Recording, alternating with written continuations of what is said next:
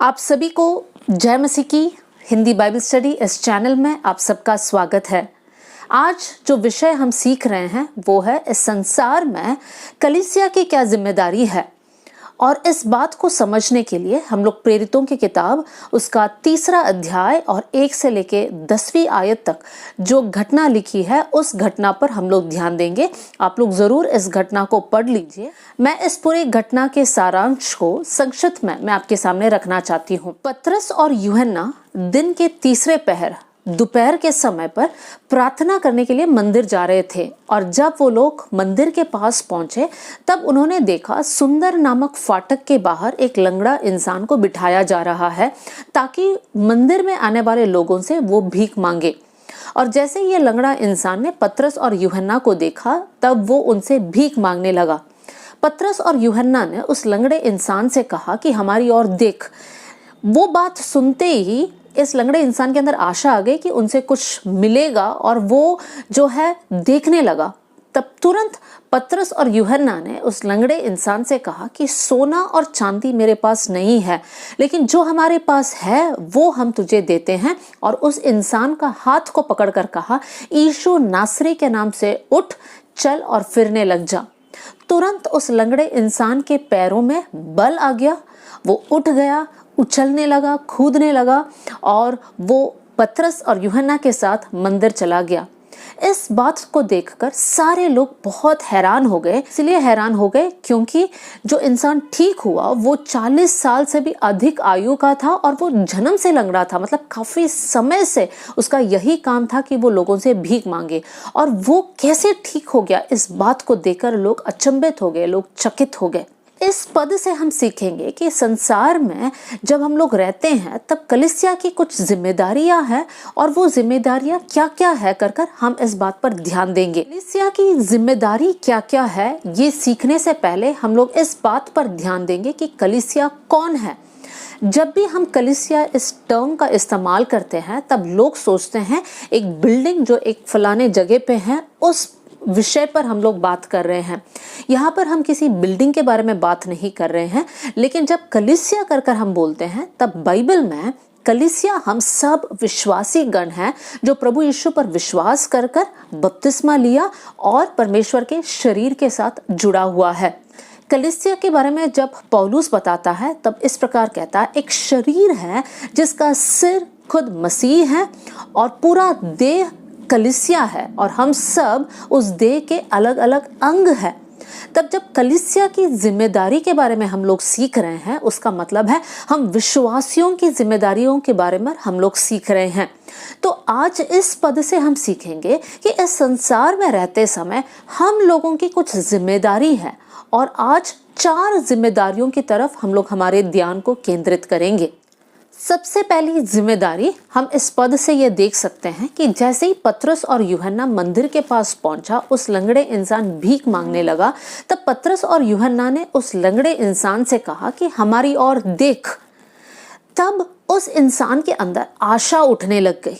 तो सबसे पहला बिंदु ये है कि विश्वासियों की जिम्मेदारी ये है, कलीसिया की जिम्मेदारी ये है, जब हम लोग दूसरे लोगों के साथ रहते हैं, बात करते हैं, तब हमारी जीवन को देखकर उनके अंदर आशा उमड़ना चाहिए।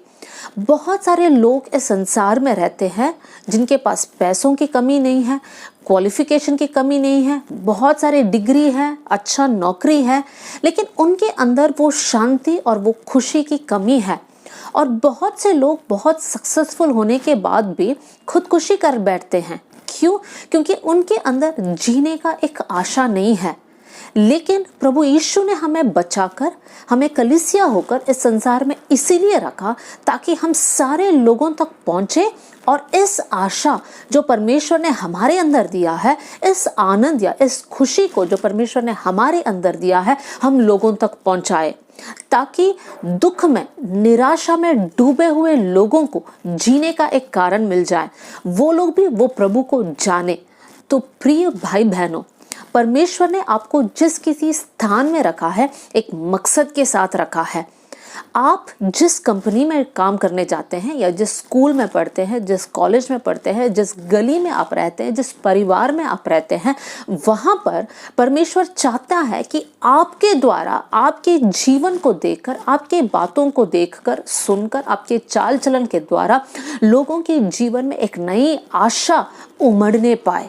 तो सबसे पहली बात, कलीसिया की ये जिम्मेदारी है कि नाश होने वाला इस संसार के लोगों के बीच में हम आशा को फैलाएं। दूसरी बात जो इस पद से हम देख सकते हैं वो ये है, जैसे ही पतरस और यूहन्ना ने उस इंसान के भीख मांगने को सुना, पतरस और यूहन्ना ने उनसे कहा, सोना और चांदी तो हमारे पास नहीं है, लेकिन जो हमारे पास है वो हम तुझे देते हैं। और उसका हाथ पकड़कर कहते हैं, यीशु नासरी के नाम से उठ जा। यहाँ पर पतरस और यूहन्ना के जीवन से वो लंगड़ा आदमी क्या पाता है? लंगड़ा आदमी अपने शरीर में चंगाई को पाता है। तो प्रिय विश्वासियों, हमारी जिम्मेदारी ये है कि जब हमें संसार में रहते हैं, हमारे जीवन के द्वारा लोग प्रभु यीशु के नाम को जाने और साथ में चंगाई को प्राप्त करें। जब मैं चंगाई बोलती हूँ वो सिर्फ शारीरिक चंगाई नहीं है, हर प्रकार की चंगाई को लोग यीशु के नाम से पाना है। और कैसे पा सकते हैं? हमारे जीवन के द्वारा। जब हम विश्वास के द्वारा लोगों की सेवा करते हैं, प्रभु का नाम उन तक पहुंचाने की कोशिश करते हैं, प्रभु का अद्भुत कार्य उनके जीवन में होगा। प्रियजनों, हम जिस किसी जगह में रहते हैं, हम जो प्रभु के शरीर है, हम अर्थात कलीसिया जो इस संसार में रहते हैं, हमारी जिम्मेदारी ये है कि हम बहुत से दुख में रहने वाले लोग, दर्द में रहने वाले लोगों के जीवन में हम इस चंगाई को बहने का एक अनुमति दे। बहुत सारे लोग मानसिक बीमारी से होकर जा रहे हैं, डिप्रेशन से होकर जा रहे हैं, सुइसाइडल थॉट से होकर जा रहे हैं। बहुत सारे लोग टेंशन में दबे हुए हैं, चिंताओं में दबे हुए हैं और साथ में शारीरिक बीमारियों से भी होकर जा रहे हैं। वो लोग इस बात के लिए लड़ रहे हैं कि हम एक और दिन कैसे जी पाए हैं। वो लोग संघर्ष कर रहे हैं अपने आप से। तो प्रियजनों, एक बहुत बड़ी जिम्मेदारी परमेश्वर ने आपके हाथ में दिया है। जब आप इस प्रकार के लोगों को मिलते हैं, इनसे बात करते हैं, तब आपको याद रखना है, आपको उनसे कहना है, हमारे पास यीशु का नाम है और यीशु के नाम से आप चंगाई को प्राप्त करेंगे। यीशु के नाम से आप अपने डिप्रेशन से बाहर आ जाओगे। यीशु के नाम से आपके शारीरिक तकलीफ से आप बाहर आओगे, क्योंकि यीशु जिंदा खुदा है और यीशु चंगाई देता है। प्रभु यीशु नहीं चाहता है कि प्रभु के लोग दर्द में रहें। ये तो शैतान चाहता है, पाप में फंसाकर, हमें बीमारियों में डालकर, अलग अलग प्रकार की जो है एक टेंशन या दबाव में डालकर शैतान हमें खत्म करने की कोशिश में है। लेकिन प्रभु यीशु चाहता है परमेश्वर की ओर से वो जीवन को हम प्राप्त करें, वो जीवन जो बहुतायत का जीवन है और बहुत सारे लोग जो है चंगाई और छुटकारा को अनुभव करें। तो प्रियो, आपकी इस जिम्मेदारी को आप समझिए और लोगों के बीच में जाकर उनकी मानसिक चंगाई के लिए, शारीरिक चंगाई के लिए और आत्मिक चंगाई के लिए आप एक कारण बन जाएं। तीसरी बात हम यहाँ पर देख सकते हैं, जैसे ही पतरस और यूहन्ना ने उस इंसान का हाथ पकड़ा और कहा कि तुम उठो और चलो, तुरंत वो इंसान के पैरों में बल आ गया, वो उठने लग गया। वो सिर्फ उठकर चला नहीं है, लेकिन यहाँ पर हम पढ़ सकते हैं उसकी 8वीं आयत में, वो उछलकर खड़ा हो गया और चलने फिरने लगा और चलता और कूदता और परमेश्वर की स्तुति करता हुआ उनके साथ मंदिर में गया। प्रियजनों, इस आयत से हम देख सकते हैं वो उठा, वो उछला, वो कूदा, वो चलने लगा, फिरने लगा, प्रभु की स्तुति करने लगा।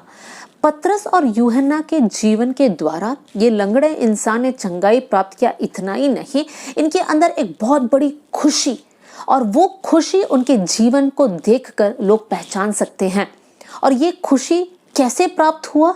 ये प्रभु का खुशी है जो पतरस और यूहन्ना के जरिए इस लंगड़े इंसान ने प्राप्त किया। तो प्रियो, यहाँ पर भी कलीसिया की तीसरी जिम्मेदारी को हम देख सकते हैं।